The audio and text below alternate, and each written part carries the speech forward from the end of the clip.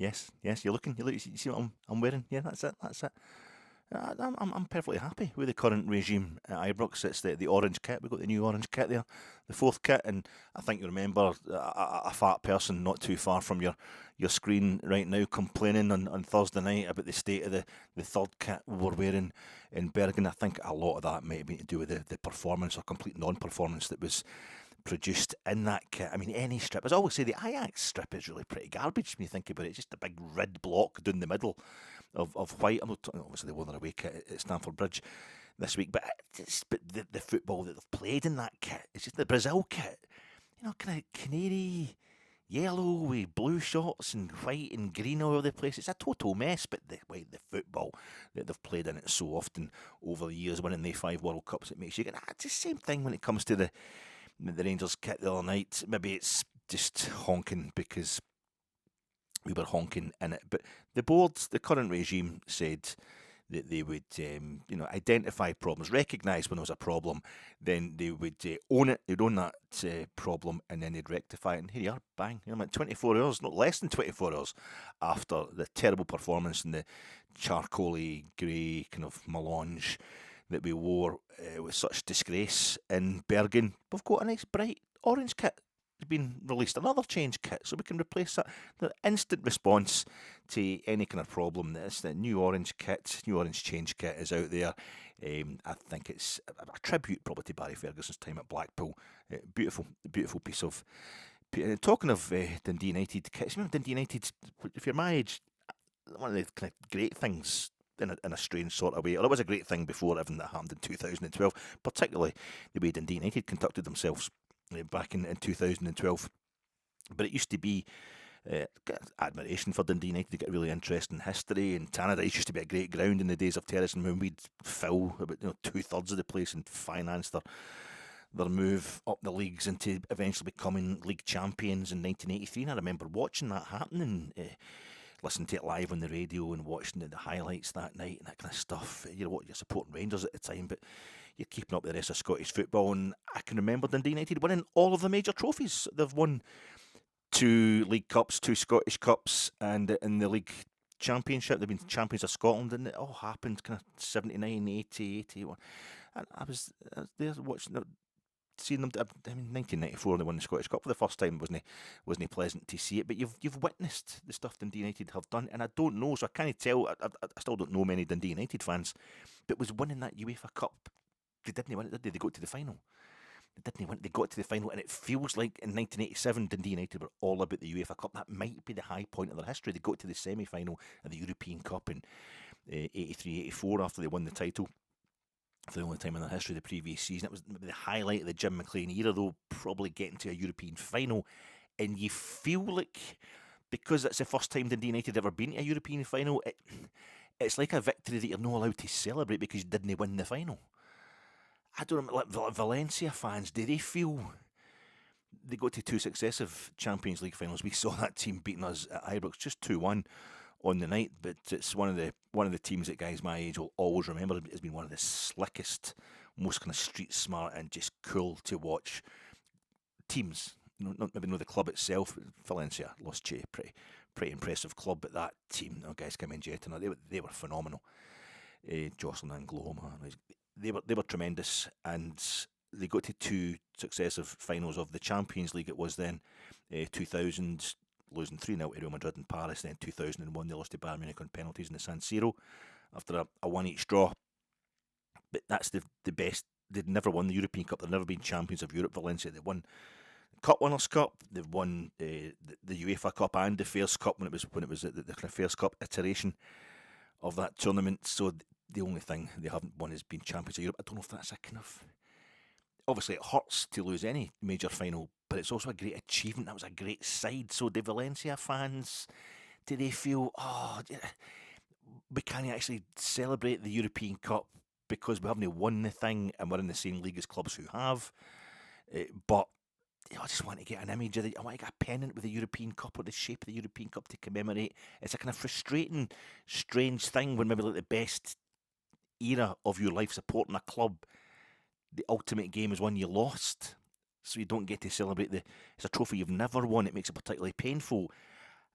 Crystal Palace, obviously they got to win the FA Cup eventually against Manchester City, but they lost those 2 FA Cup finals against Manchester United. And Palace, a team that they'd never won anything, they'd never won a major honour. When they won the FA Cup last season, it was the first major honour they'd ever won. And the scenes in their support when they did actually win that, it's a real kick in the teeth for the whole kind of, nothing counts except the league and the Champions League kind of crew. It was a beautiful, the genuine emotion there amongst the Crystal Palace fans was something to behold. But they before they won it last season, I wonder how they felt about the FA. They lost one after a replay, and they'd scored against Alan Pardew's dance in the touchline and make you want to forget it. But it's a competition that they really loved, but they couldn't quite celebrate it fully because they'd never lifted that ancient old Victorian wine cooler, or the modern replica of it. So Athletic Club Bilbao, won La Liga plenty of times, a phenomenal record in the Copa del Rey. Athletic Club, we come up against them in Europe last season, but twice. The only time they've ever reached a European final was the UEFA Cup, and then when it became the Europa League, they lost the final in '77 to Juventus on away goals when it was home and away, and then they lost the final with by Atletico de Madrid in Bucharest in the 2012 UEFA Cup Europa League final. So that's great achievement for them, great moments. Espanyol the same. They reached 2 UEFA Cup finals, lost the 2 of them, both on penalties, and I was at one when they lost at Wembley, Hampden. So they must have a great affinity with that tournament and that trophy, and it's the same tournament I'm talking about. The UEFA Cup, the Europa League, the same trophy. I know I've talked about this before, but I love it. I was getting to the point where I thought I passed the guy kind of Shield Hall Roads. Well, it's just outside the Rangers, the wee Rangers social club. The stuff he's selling, the guy who sells the hats, scarves, and badges. And I see there's a big UEFA Cup badge because I don't actually have. As I said before, I've got pennants of Liverpool and. Borussia Mönchengladbach have won the UEFA Cup. I've got pennants of all sorts of clubs, it's Spurs and that, who've got the UEFA Cup is on the pennant. Bayern Munich, the UEFA Cup trophy, the actual UEFA Cup trophy, because it's still the UEFA Cup trophy we play for, even though they've renamed the competition the Europa League and changed the format. One night I was heading out it was a game against Athletic Club last season. I just got this really almost kind of preternatural, a childlike urge to wear a pin badge that I got outside the San Siro when I went to see Inter. I went to see the Milan Derby, the Derby della Madonnina in 1994. And Inter were the holders of the UEFA Cup, and Milan were the holders of the European Cup at that point in time. So they've got this wee badge. It's got a tiny Inter crest on it. It's a tiny badge. I've got it somewhere. I think I've showed you it before. And just this urge to wear it, just to have something, because the Europa League, as I was saying in my post-match reaction towards the end of it, when I was really starting to lose it about what the complete failure to perform in this season's Europa League group stage is doing to me, same as it's doing to the rest of us. I love that tournament. I love the Europa League. I love everything that's done for us and getting us back to got us back to the top, basically, in Scotland. And then we went almost to the top of the Europa League the following season. We were penalties away from winning the thing. And it's just...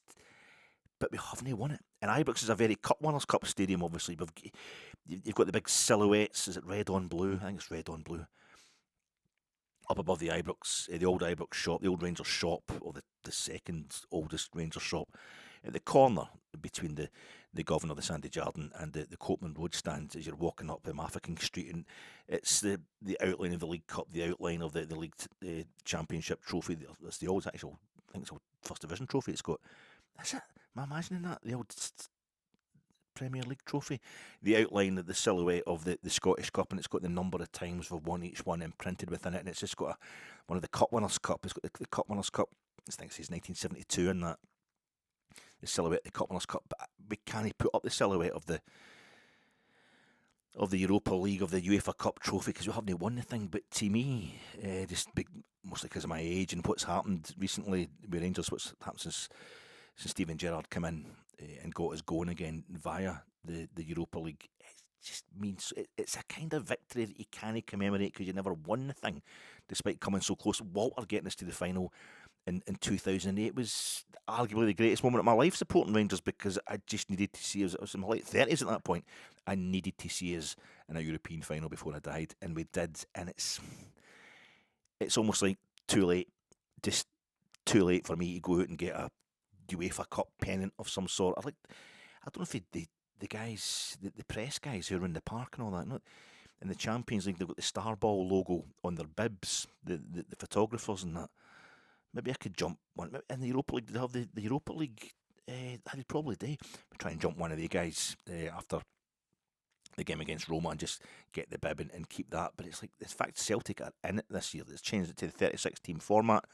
That meant real glory last season, finishing the top 8. That's an unexpected way to get to. We've been in the last 16. We've been in the final quite recently, but to get through to the last 16 directly, 2 seasons in the trot, one via the 4-team group formats. No, we ended up playing Benfica under Clermont because we won in Betis, and then to do it again the following season in the 36-team group stage, the Swiss system format, to finish in the top 8, the teams that would go through automatically miss out the kind of last 32 knockout round.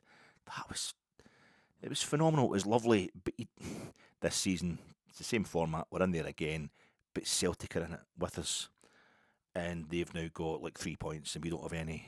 We're bottom of that group, and it's just, I don't know. It's kind of soiled the thing as far as I'm concerned. It can't take away what we've been doing in Europe recently, and we can rectify this. It can't take away what we've been doing for. Yeah, but how you doing, folks? This is your Fat Ek. Who cares about playing Kilmarnock on Sunday, because they're only a point in front of us. They're only a one place in front of us. They're only one goal better off than us. They've only won one more game than us this season. They've only lost one more game than us in the league this season. And usually when Kilmarnock come to Ibrox, the times that they've mugged us at Ibrox, and we know all about our troubles at Rugby Park since they turned the pitch plastic there. But as an old man like myself, they've been mugging us far longer at Ibrox, but it's always when we're ahead of them in the league. So the fact that they're just ahead of us in the league, they're 5th, we're 6th, means I'm not in any way worried about what's going to happen on Sunday, because we've only lost one domestic game this season anyway, so we're actually brilliant. Preview pod coming to you in association with Jersnet. Check out Jersnet. It'll have been on by the time you see this, but it was 9 o'clock Friday night, as always, the preview pod, and it's Craig and it's Stuart, and I would imagine they will have been doing a lot more analysis of what happened in Norway, or what didn't happen in Norway on Thursday night, than looking ahead to what's going to happen against Kilmarnock on Sunday. But get on that. That'll be good value. It's still going to be available on the Jersnet YouTube channel, and thereafter available across all good streaming platforms. Have a look at that. I'm sponsored by Jersnet, and I'm also sponsored by supermarket facial recognition cameras. That's that article for supermarket facial recognition cameras. There was a thing in the facial recognition technology, really, in the BBC News website the day I was looking at. I thought the cameras, they've got them in Morrisons. That's what the cameras are in Morrisons in Ireland, aren't they? You go up and you can see yourself. It's like a big iPad-sized screen that's in front of you, right at head height, as you're doing the self-service bit. I thought that was so they knew that you were over 18. So they didn't have to come and. I thought that every time they come over to check my what age it was, the red light comes on because I'm getting boozed, and it's like, I thought it was a compliment. I thought, can I be sure if that boy's over 18 or not? Still got it, because initially it's always a shock when you go and look in something. It's something you're prepared for when you go to the barbers. Doesn't matter what kind of condition you're in. You go to the barbers, you sit up in the chairs, a big mirror in front of you, like, oh Jesus, look at that. Oof.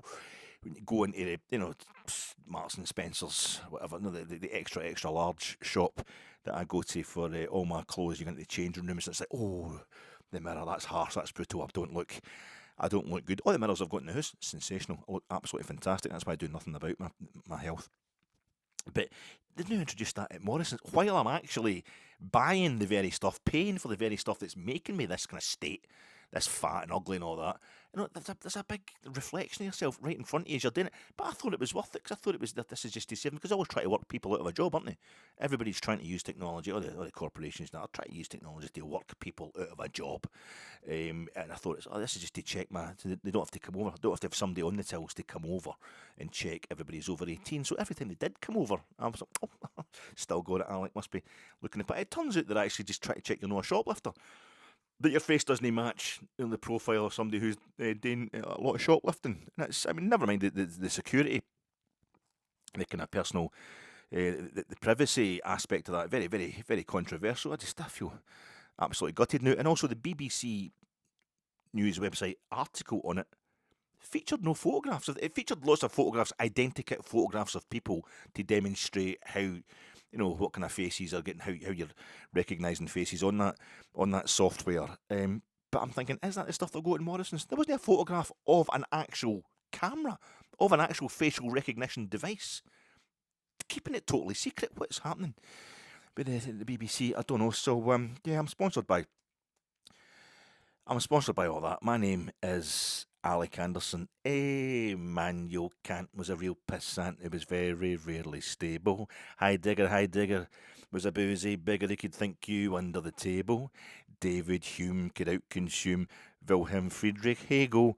And Wittgenstein was a beery swine who was just as sloshed as Schlegel.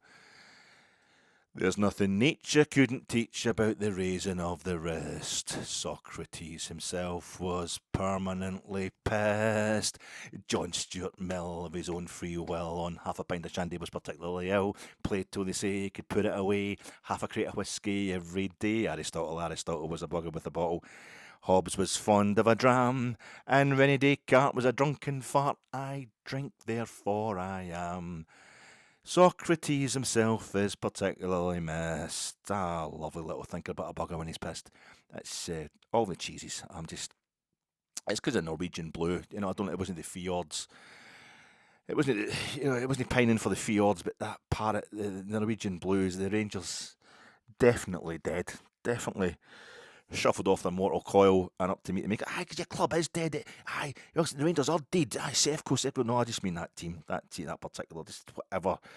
Hopefully it was just the Russell Martin experiment, his sides, but that was dead as a dodo last night, that performance and non-performance in Norway. I told you I'm sorry to keep going on the holidays. I do this all the time. I go on a holiday and I come back and I just put it into all my podcasts. And I'm going to keep doing the stuff about Sky.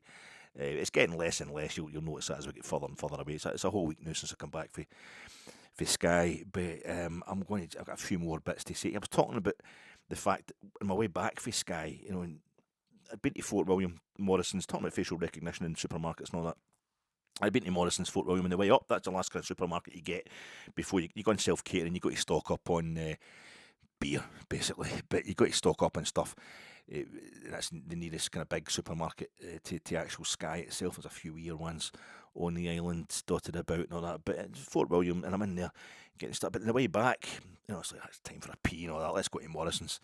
Stop off at that same Morrisons in Fort William, know what it is. And I was talking about how all the folk for the mod was on in Fort William that week. So there's all these folk dotting about in kilts and stuff. I'm sitting, dotting about in kilts and all that. Just went in to get one of the Costa machines, coffees and that, and just went and get myself a pee and all that. And then I grabbed some other stuff to eat in the motor. Just sit in the car park, just get a wee refresh, and then we'll just get back on the road and complete the other half of the journey home. And I sit in that car park and there's folk dotting about they've got all the kilts and all the Highland gear on, but they're big kind of North Face jackets over the top of it and all that. It's quite good. And there's lots of Japanese tourists dotting about. And I'm like, they must be here for the mod. But I don't know why I didn't recognise it on the way up or didn't realise it. I was just maybe too busy concentrating and getting my beers in. But I'm sitting in the motor and I'm looking forwards towards the kind of main road, and then something's moving. It catches your eye up in the rear view mirror. And I'm like, it's a train. Not only that, I didn't realise that it's the Harry Potter train. The kind of Hogwarts Express, that old train that goes up to my leg for Fort William. It starts at Fort William. And Fort William, that train station, it's the Morrisons car park's right. You can just walk to the train station platform and get on that train for the Morrisons car park in Fort William. And that's where all the Japanese tourists were. But they're waiting to get on that and do the things that make me think about the, Philip Clement. I'm not the. I was in the car sitting in.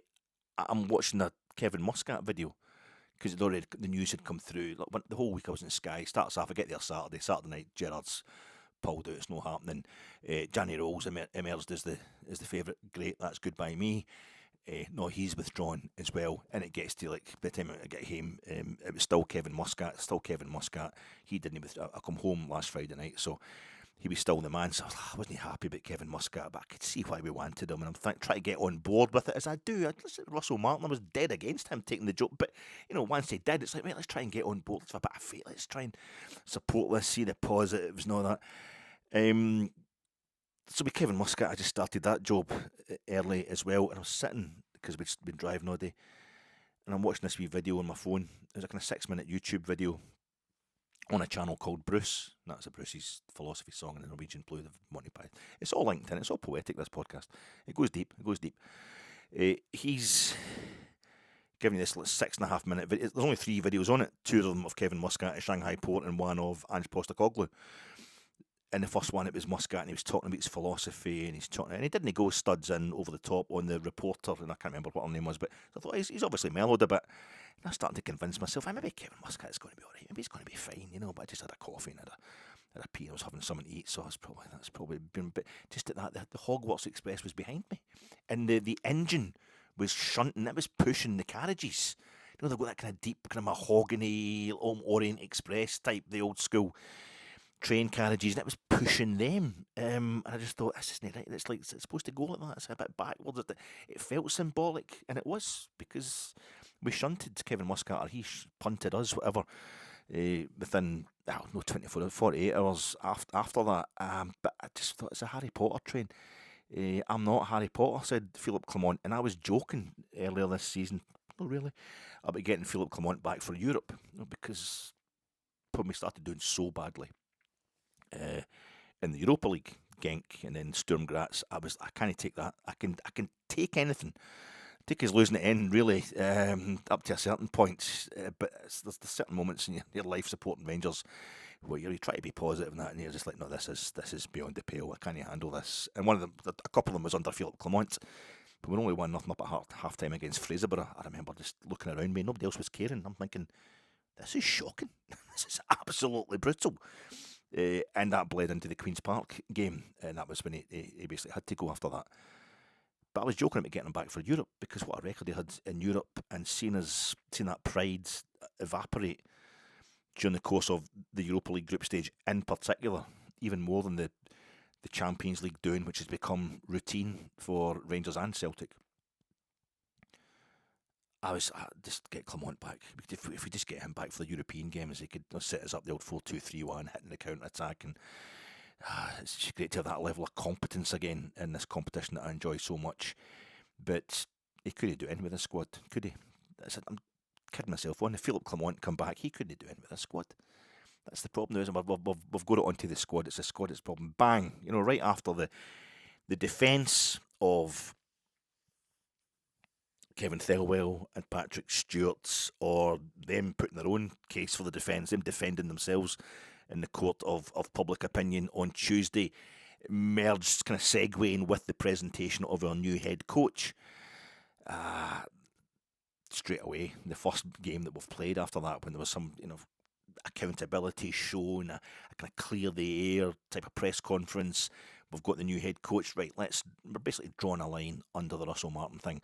Let's see what we can do. Any signs at all that we can get a bit of new manager bounce under and it was bang straight away. The total non-display last on Thursday night. It makes it look weaker than ever.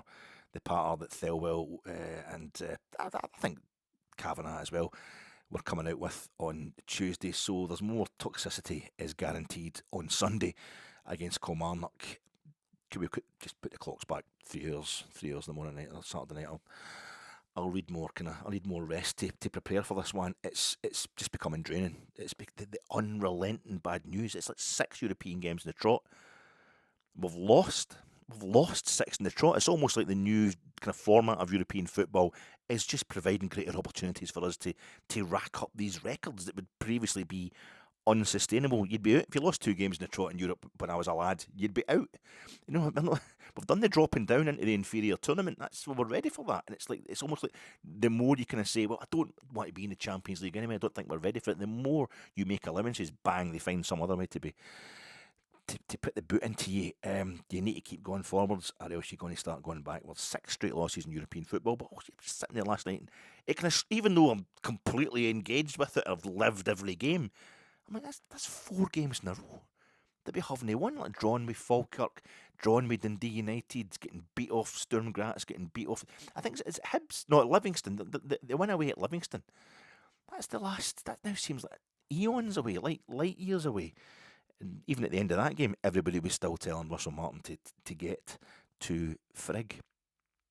Europe used to be our haven from any kind of domestic tortures, and the domestic torture used to be finishing second, being unable to push it that extra rung up the table. Now domestic traumas are worse than ever. Europe has become utter hell. 6 straight losses. I think one of the kind of, it was apt, I think, last night or and Thursday night. So I keep changing, last night, Thursday night. It depends. I'm thinking most of you would probably end up watching this podcast on Saturday if I put it up on time. But it's apt, I think, our shirt sponsor on Thursday night wasn't Unibet, but Team Talk. That might be down to the fact, obviously, I imagine that's down to the fact that Norwegian football has a ban on betting advertisers on the shirts. But just the notion of unity, the kind of portmanteau word that's unity in betting, Unibet, or is it unique betting, whatever it is. But I'll just take it as unity. That being removed and replaced by the need for a serious team talk, a kind of group chat, a clear the air meeting of the chaps. Tav's post-match comments in the mix zone get into this. You can imagine that he's let them have it. He never quite specifically is asked about that as well. You're angry, the player's angry, what's going to happen? He stopped short of just saying, I got them all to out their pish. They need to buck up their fucking ideas. He stopped short of just saying all that. And Tav's, a bit like myself, his kind of depth of feeling is far greater than his vocabulary, than his lexicon. So he's struggling. He's a footballer. He's not there to be a public speaker. And I know as Rangers captain, he does very well at that. But real emotion there. Basically, just to summarise, to kind of paraphrase, he's just saying that he's never seen the lack of commitment, the lack of energy, the basic mistakes, the inability to kind of fight and all that.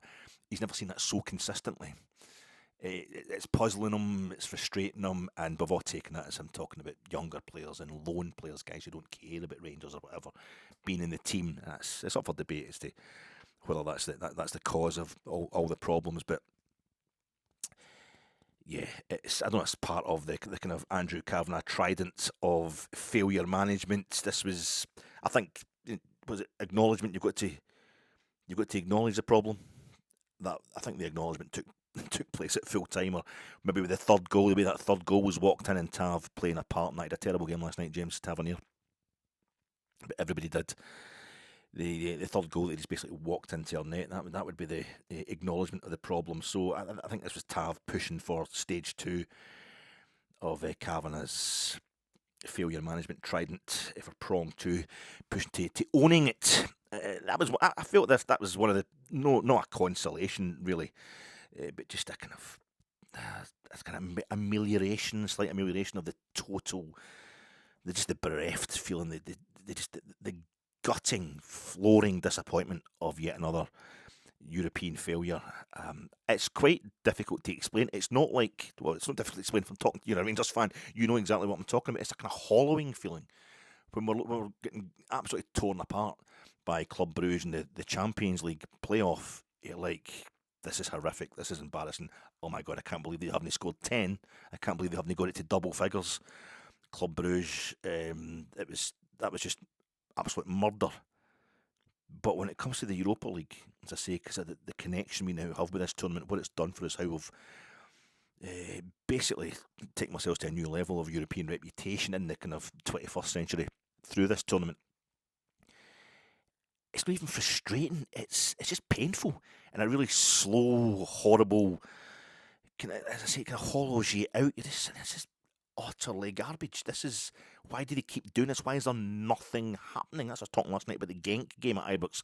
When I think back to that game, it feels like the stadium was empty because it was such a the concept of hollow just applies to it. There was nothing. The players were doing nothing. I mean, saved a penalty on that Jack Butland, but it just felt as if they're doing nothing. They didn't realise what this was all about. It just didn't feel like the Europa League. The performance against Sturm Graz, just grasping all the way through the second half, totally playing them off the park, but never quite able to do it. To put the ball in the back of the net one more time, even just to get a point after the complete calamity of the first half. You start to recognise your own team, really. And it was the same last night. It was absolutely devastating. So Tav, maybe him coming out and being honest about it, give you a sense of, right, well, my pain hasn't gone unnoticed and it's shared by somebody. You can see Tav was genuinely upset, and that's good. There's just a tiny little spark there that might lead to some sort of rectifying of the situation. And then the other kind of, I say, not a bright spot, you would say, in a night like that. But Danny Röhl, our new head coach, his first game in charge of Rangers, not so much a bright spot, but maybe a battery for the torch that will need to light the way through the darkness now that it's getting darker at night as well.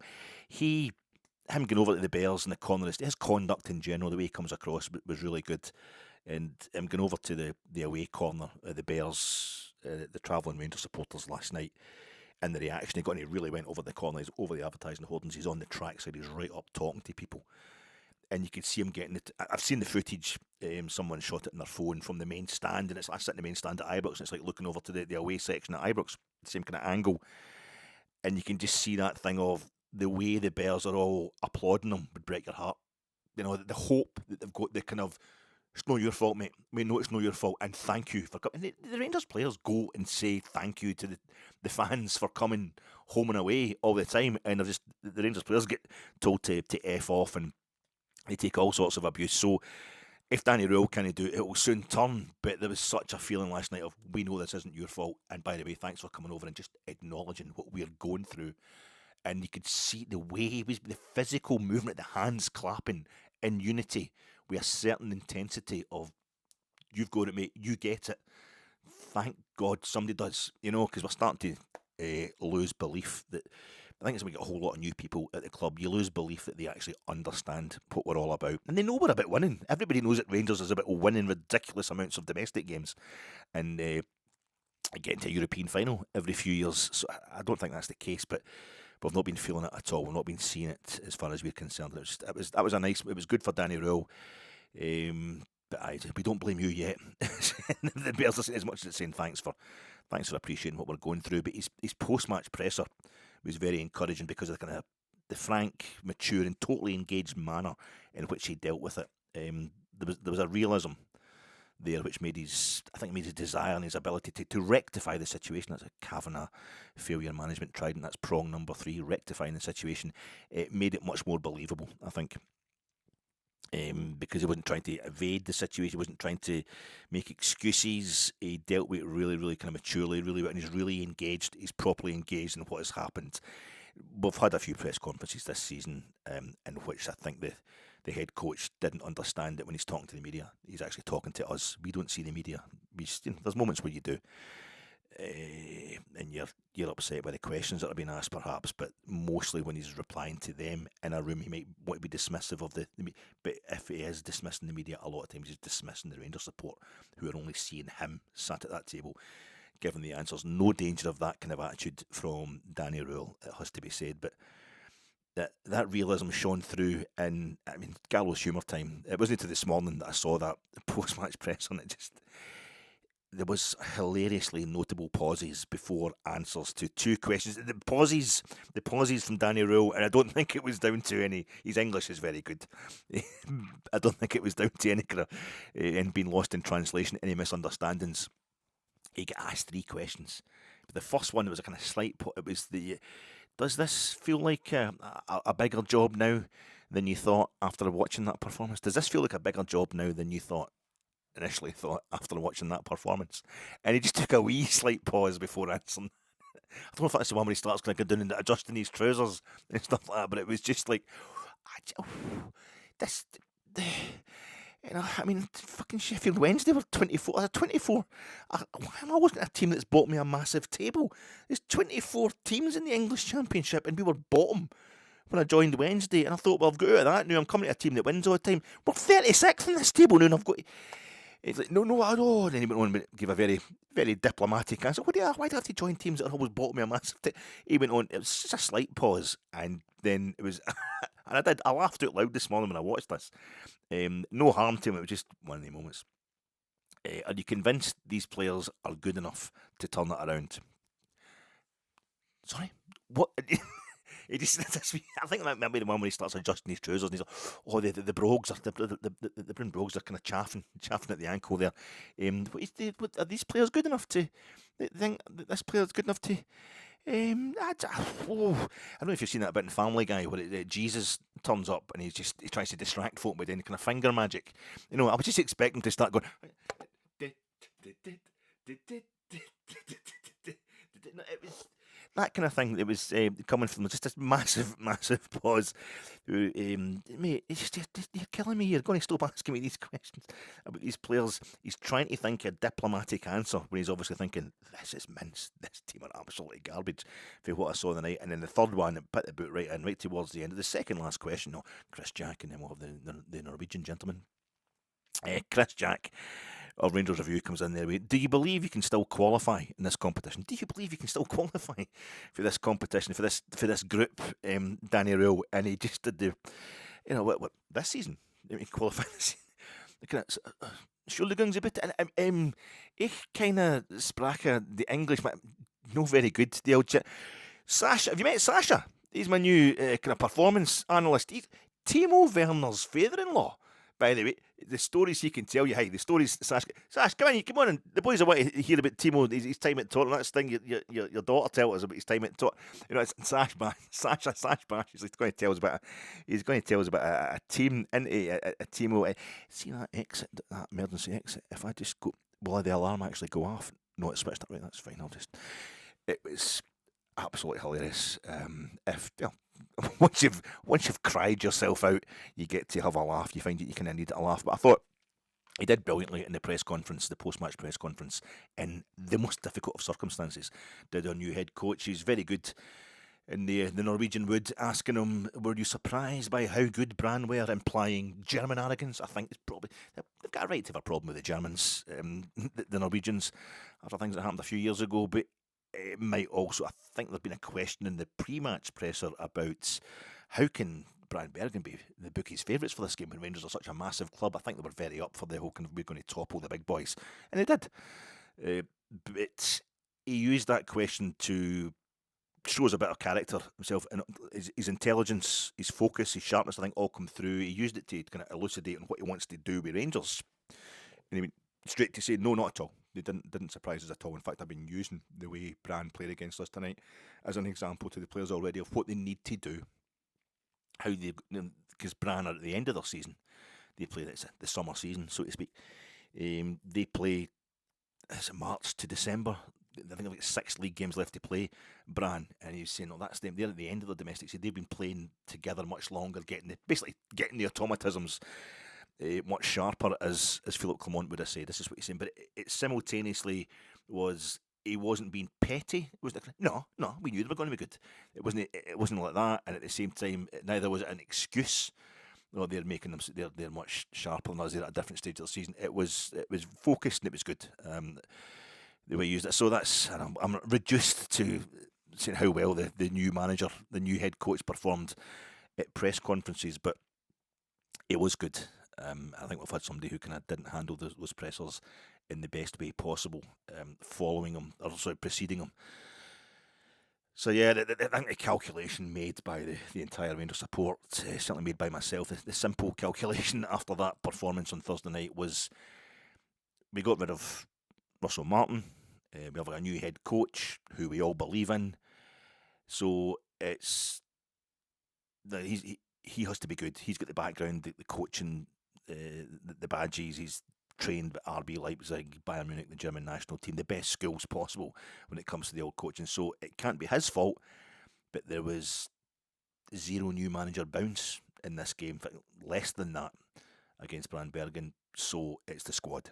The squad has to be responsible. We just thought straight away that was a wee calculation. It has to be the squad, and of course everybody is gunning for Kevin Thelwell. I wasn't particular. I don't like the kind of in there too early, studs up on somebody. I don't know why I'm getting the studs up thing. Just a sign of how angry we're all feeling. I keep repeating the studs up thing, but it's the squad, and whoever was responsible for building of that squad, that's who we're going to go for. Which right now it looks more like an act of vandalism than any kind of building and constructive that the squad we've got out there. It was just such an empty performance. As Tav was saying, it was a lack of effort. Even Connor Barron, who I think is a great player, just the way he was jogging back after the guy got up the inside left channel for the third goal, which meant Tav has to come out and put in a half-hearted effort to try and stop him, which leaves Tav exposed for the guy getting the ball slipped to him in the left wing, and then comes the ball, and Nico Raskin decides to intervene at just the worst time possible. That whole, and Ant-Man, the way he brings down the guy for the second goal, the worst possible spot for a free kick to be conceded, is it because he knows he's just about to be subbed? It was awful. It was just terrible. So we're questioning the character of the squad as much as we're questioning the quality. Too many loanees, too many young players, too much money, I think, thrown at a centre forward, a project centre forward who did an iffy CV despite great physical stats, and the data-led experiment seems to have failed. But while we instantly want to blame Thelwell because we need to sack somebody's got to be sacked after this. This is the Rangers' way. When things are that bad, we definitely need another head on the block, even though we just get rid of Russell Martin. We were the ones, the fans, I think, who didn't trust the sporting director model. I didn't have a problem with it at all. And I'm pretty sure in the past we've demanded that we need a sporting director. It's just strange how things... I won't get into that, but I think especially in the transfer market, we've been feeling, no, we can't have a sporting director. It needs to be the coach that's buying the players. That's what we believe in. You need a coach who's actually a manager and all this kind of stuff. It's getting all confused. Because we want character, we want to see character, we want statesmen, we want diplomats and that kind of stuff. There's only one Walter Smith. But Kevin Thelwell on Tuesday was pointing out, reiterating what he said, and he said this himself. I said this when I was sitting next to Russell Martin at the start of the season when we were announcing him as head coach. I've never yet signed a player that the head coach didn't want. Doesn't he go out there and he doesn't just pick the players without consulting the head coach. So I don't know. It's weird. It's not as cut and dry, I think, as we think. I don't know if this then means we're trying to shift the blame onto Russell Martin for the state of the squad, which you can't really do when you've got a sporting director to at least maybe check the kind of dodginess or the dodgy choices of a head coach, but like Max Aarons, Joe Rothwell, Magoma, at least are all going to be Russell Martin choices. So Kavanagh's comments, just looking back on it retrospectively after what happened in this game in Bergen, I think Andrew Kavanagh's comments on Tuesday were all pushing towards this, without saying it out loud, the squad only looks bad because they've been managed by an idiot so far. Russell Martin was incompetent, so the players look bad because of him. And it is only one game after he has left. It's only one game without Russell Martin. But the draw with Dundee United, but one game with a new manager. It's too early maybe to go in studs up on the whole kind of signing policy. But Kavanagh's comments on the lack of depth at left back, and he mentioned something else. It was something about us not being fast enough getting the ball forward or playing too high a line. He said something kind of like he's been sitting in the main stand and hearing supporters talking at this presser on Tuesday. They could either have been, he's either saying that's the fault of Russell Martin without saying it out loud. So we'll be fine from now on, don't worry about the squad. Or it was a very public kind of verbal warning to Kevin Thelwell. He's starting to acknowledge some of the things that fans have been complaining about. It's really weird. It's really weird. I'm not sure exactly where to go with this. What worries me about kind of catastrophising and demonising our own players and directors and managers, as we have been doing for for years now is it sells. It used to be you say it sells newspapers, but now it drives traffic, it drives engagement, and the tone of it never changes. Now the criticisms are coming from supporters, and a lot of the news sources, etc., are trying to, and fan media, etc., are trying to just put the concerns of supporters to the people. They have that voice, they have that presence in the press room. They can go in there and ask the questions that fans are asking. They can ask them directly of Rangers players, managers, coaches, and directors. But there's also that thing where it does controversy, everybody being upset, has got more consistent energy in terms of driving traffic, in terms of engagement, and I'm taking part in my own tiny wee way in this kind of stuff just now. What I'm doing here, it's got more sustained kind of energy and animation and excitability than Rangers being good ever has. Rangers winning the league isn't a big deal. It's something that should happen. Rangers not winning the league in Scotland is a bigger deal. Rangers dominating domestically, winning like 75 to 80% of their games is not a big deal. That's normal. That's what it should be. Rangers being fucking crap. Rangers getting to nearly November and they've only won one league game. That's exciting as far as a lot of media people are concerned. That keeps the traffic coming. So I'm always wary that it's been a bit driven, but we're in this situation just now where supporters are talking about a lot of out of contract. But this is the Rangers, and I love the Rangers review. I think the Rangers review, I bounce off that a lot of times. A lot of the stuff I come on here because I know it's setting the agenda, but it's also reflecting the agenda, and it's that tension I'm worried about. That tension of the news sources telling us what they think, or are they just too kind of laboriously repeating what we think and going for the lowest common denominator, going for the loudest voices? Because same as me, you've heard some, and I've shouted some absolute garbage, some nonsense. There's some, I know nothing about football really, compared to, despite watching it for my whole life, the people who actually work in football. Some right nonsense gets shouted at most football matches. I tell you, my favourite is probably the guy calling Andy Gorham a coward. The guy sat in the middle of the front of the Govan. I just like, Andy Goram's a coward. What? That was a cracker. But there's people who just know nothing. I'm one of them about the actual game itself. So the loudest voices, and we get slagging Cyril Dessers rotten because he's no perfect. We fucking missed him. We've missed him so far this season. Since the moment he left this season, we have seriously missed anybody who can put the ball in the back of the net.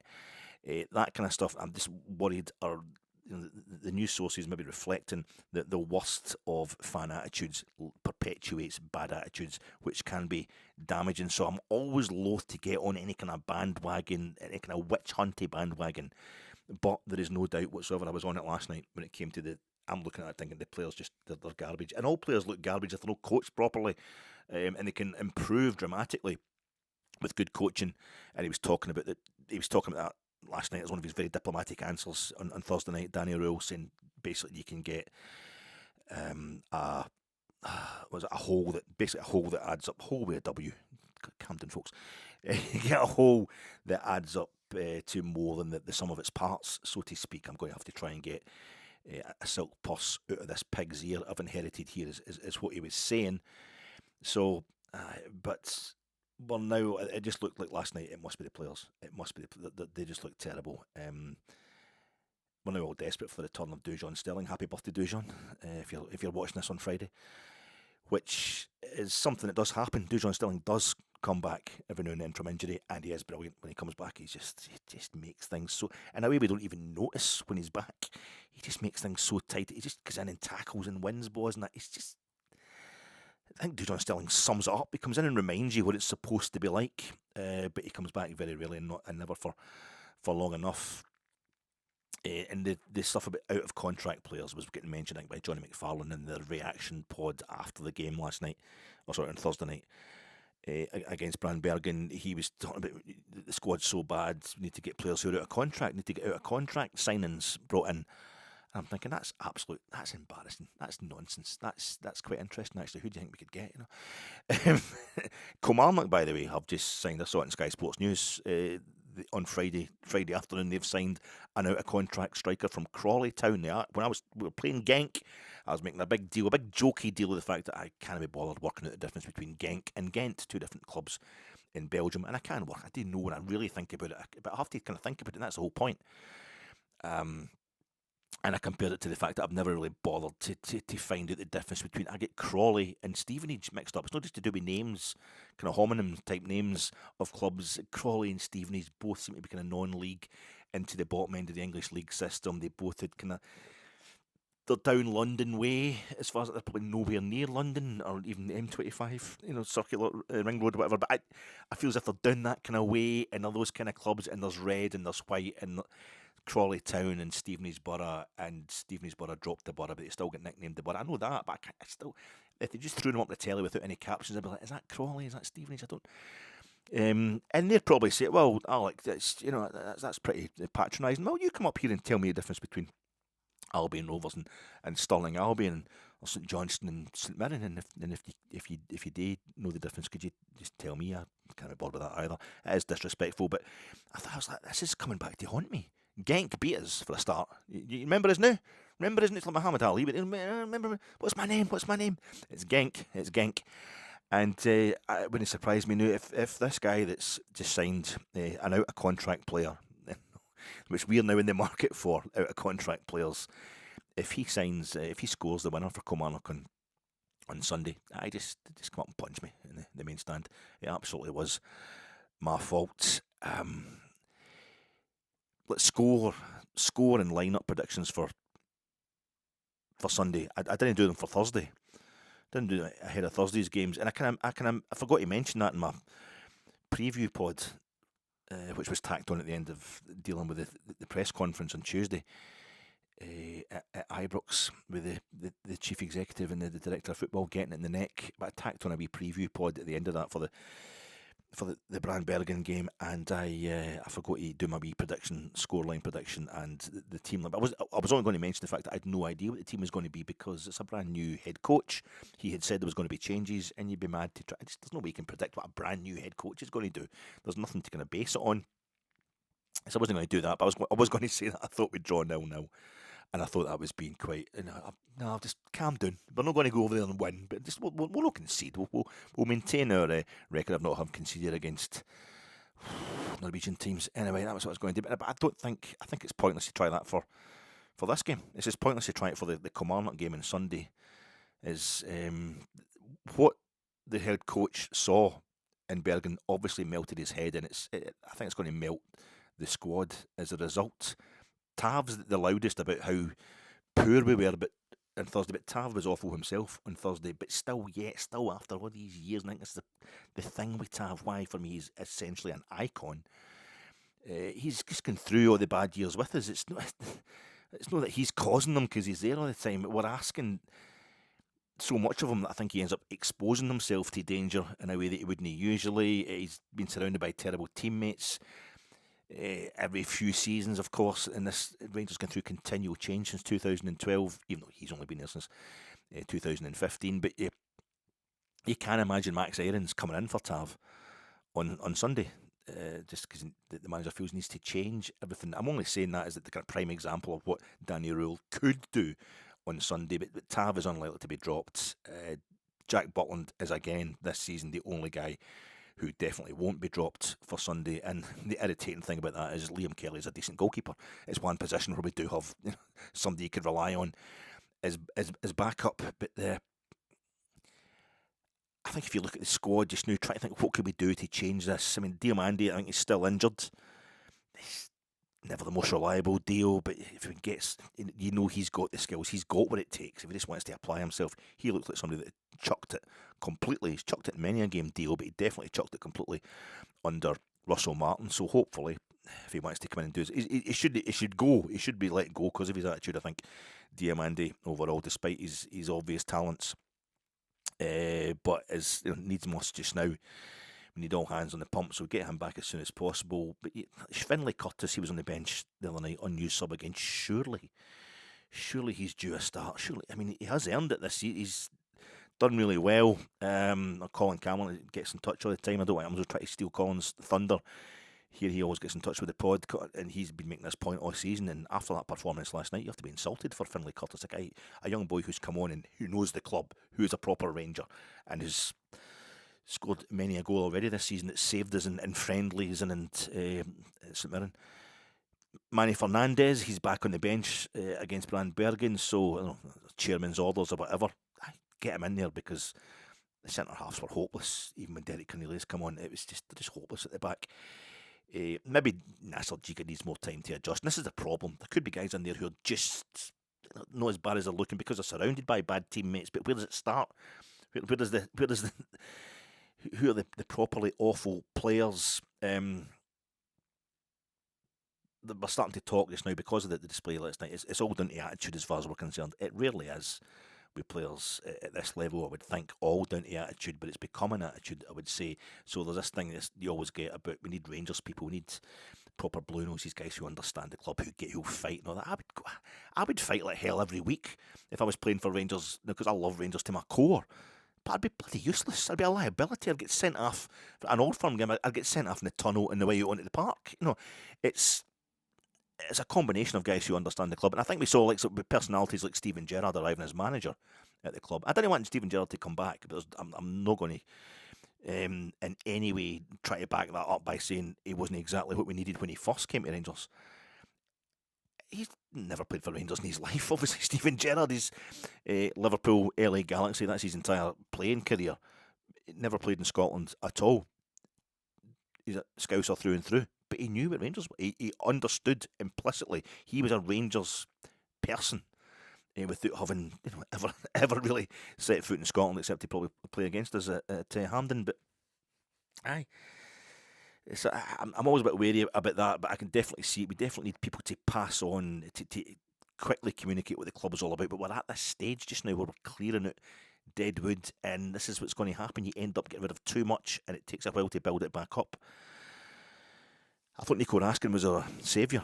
I thought Nico Raskin was going to be this. Remember the hullabaloo? It's him against Russell Martin. Well, Russell Martin's got to go. Nico Raskin's the man. We all back Nico Raskin.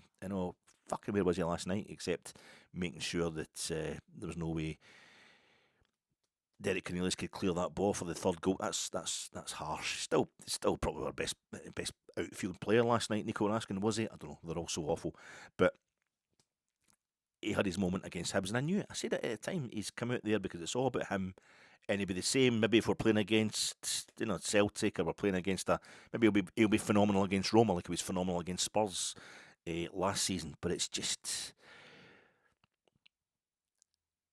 I wasn't trusting him when everybody was saying he was going to be the saviour of the club, and he had to go. Chermiti, I think I want to see Youssef Chermiti scoring. No shit, Alex. You want to see Youssef Chermiti? You want to see Rangers scoring a goal? You want to see a Rangers striker scoring a goal? We all want to see that, don't we? What I really mean is, I think he could be the Rosetta Stone for the whole thing. I want to actually see what happens after he scores a goal. Will it be, Après Maladelio? Is it just going to be a barrage of goals from it? Is that what he needs? Because there's been a game away to Sturm Graz in particular. I thought it is the finishing. He doesn't have the finishing so far, but maybe that's the bit that's most reliant on confidence. Certain skills as well, obviously. But that's the one which just becomes maybe second nature when you get a first goal. You get that boost in confidence. I say this having been top scorer 2 seasons in a row for the ATMA's head office in the Larsen District Sunday League. We finished bottom of the league both times, but that's only 3 goals took me to the top of the goal scoring chart in the second season. But that's beside the point. I understand that a goal scorer just needs. Sometimes it just needs a goal. For Rangers, I should point the way things are going just now. I should point out it's a goal for Rangers. Youssef, just get back here. It's Kilmarnock. I've got a last minute corner here. Just want to come back, just help us out with it. Oh, he's got a glance on that. That's. But I don't know. He could still be the kind of Rosetta Stone to the whole thing. If he gets a goal, it all just kind of comes together. One guy starts buzzing, other guys start buzzing around him. I don't know. The return of Bailey Rice, is that he was on the bench again the other night? Maybe it's the Bailey Rice that was getting knocked out all the time in Europa League group stage games. No, the Bailey Rice that played as if he was knocked out against Alloa. But it's Danilo, just to remind us that a waste of money, 6 million. He only cost 6 million. that was happening long before Kevin Thelwell was at Ibrox. But I mean, he's a few more games to get. We've been through it all with Danilo already this season. Is it just because the manager at the time was bad, or the head coach Russell Martin wasn't able to get the best out of him? He just seems like he scored against Celtic at Hampden and Ibrox. He has his moments, but he was like a ghost when he came on last night. We wouldn't even have known it. But as I say before, the catastrophising, it's just the tone of it never changes. That's why I've got a bit of a worry when it comes to let's go in for Kevin Thelwell right now. Just get him sacked. We need a head. Heads have got to roll. I see more footage emerging of him being confronted by fans. Was at a hotel? Was it a train station? I didn't pay a lot of attention to it. In Norway, he might just decide it's far better, maybe safer for him to walk. But I don't feel very good about him just now, it has to be said. But as I say, what I'm trying to say is that the tone, the tenor of the criticism, of the slagging of Rangers officials, of they've got to go, it hasn't skipped a beat since last season and the season before.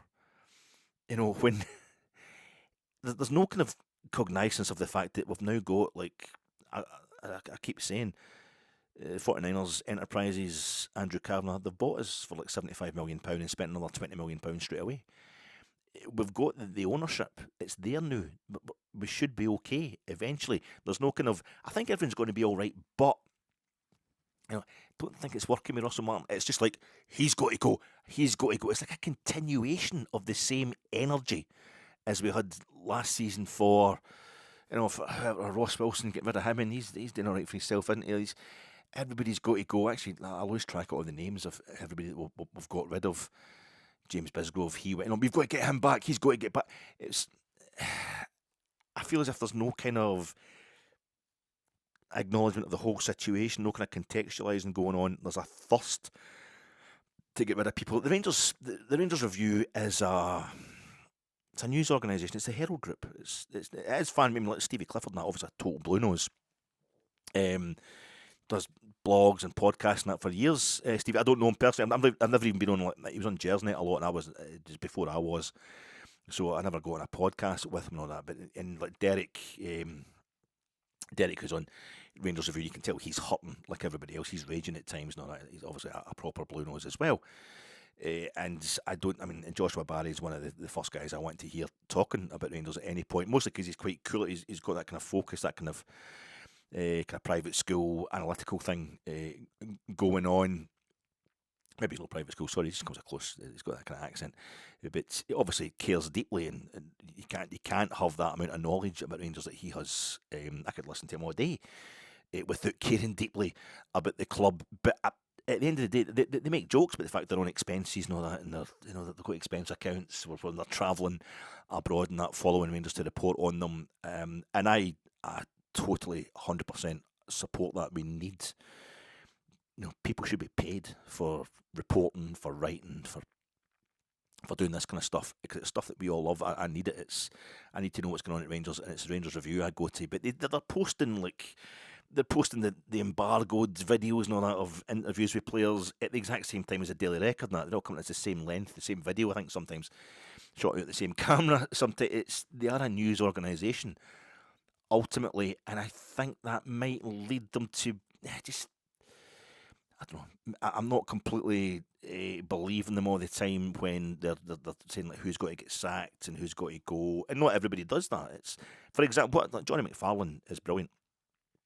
He's fantastic, really knowledgeable guy, really, really good, to the point where I can when he comes on, there is days where he's coming on Rangers Review, and he's obviously, you can see he's got an energy about him that's saying, right, we've got to drive the numbers, we've got to drive the traffic, we're going to get this going, we're going to get a bit of controversy going on. And he'll say, I'm not saying this to be controversial. And it's all articulate, and it's all backed up, every point he makes, and his knowledge is fantastic. But there's a definite... You go for the controversial stuff, you go for the excitable stuff. Rangers doing well, Rangers getting the stuff right is just boring. You'll get moments where that means we're hammering Celtic, or we've got a massive European win and what have you, but a normal Rangers season that we want to get back to would just involve a lot of games. If we were beating Kilmarnock on Sunday, normally beating Kilmarnock in a Sunday SPFL Premiership game in the end of October, that's no biggie for Rangers. That's no, but this, we can have the banners out there. It's going to be Martin and Thelwell. They've got to go. It's going to be toxic towards them, as well as having the new head coach getting his first home game as well. This is great. No, catastrophe sells. So I'm always worried that we're cutting off our nose to spite our face when it comes to this stuff and the way it's been reported. So for me, I think Thelwell deserves another window, another transfer window. If we can't have a head coach for a whole season, let's try and hold on to a director of football for a whole season. Infrastructure, building foundations, it's messy. It really is messy. You just got to get it in there whatever way you can. We can worry about the kind of prettiness of the whole building in maybe the coming seasons. He's certainly learned, Kevin Thelwell, anyway, as he was saying the other day, just exactly what we are all about. And let's give him a wee chance to put that into action in the next transfer window. But that's just not going to. It's going to be absolutely toxic towards those directors on Sunday. But there's a chance to lift the toxicity, which will be there, no doubt, at kick-off throughout. But, I mean, the fact that Danny Röhl can kind of be seen as still being a new head coach, it's almost like his first game. He's totally, he's got no blame whatsoever. He's totally innocent as far as we're concerned about what happened in Norway. So it will be a kind of almost like a debut. It's certainly his domestic debut as Rangers head coach, and everybody just seems to love him, and that's a really nice thing. Everybody believes in him. Maybe it's just desperation to believe in something, but no, he comes across quite convincing. And he's got a bit of energy. He's only like 36 as well. He's really good. So I think that will be a nice thing, and it'll be quite weird, the two conflicting emotions going on there. But he's got the chance, Danny Röhl, if we were just to, I mean, a routine win against Kilmarnock. Has it ever had this kind of chance to be so significant? That, I mean, we lost last Saturday. We lost the chance to win a league game at home before the clocks went back. So Sunday's our last chance to win a home league game before November. I mean, there's been international breaks, and I've got this thing now for a few seasons where the League Cup is played in a weekend as well. But still, for Rangers not to win a league game at home by November, that's absolutely brutal. The upside of that is it imbues an October league win over Kilmarnock with a sense of significance it won't have had since Willie Waddle was in the visitors' dugout. Röhl absolutely has a second debut as Rangers gaffer. No blame on him for Thursday, and he could turn our bloody lives around with any kind of victory on Sunday against a manager in Stuart Kettlewell who knows how to give far better Rangers teams a severely hard time in Govan. So what do I think the score will be? Come on, Alec, you've justified the fact that we can't predict who the team is going to be. What do you think? A podcast on Rangers? You think you try to hide. I'm no Rangers podcast. It's a podcast who talks about Rangers, but you're talking about other news organisations or other Rangers fans saying that they're no to be trusted. Really, is that what you're saying? Well, what do you think? What do you think the score's going to be, Fat Eck? What do you think the score's going to be on Sunday?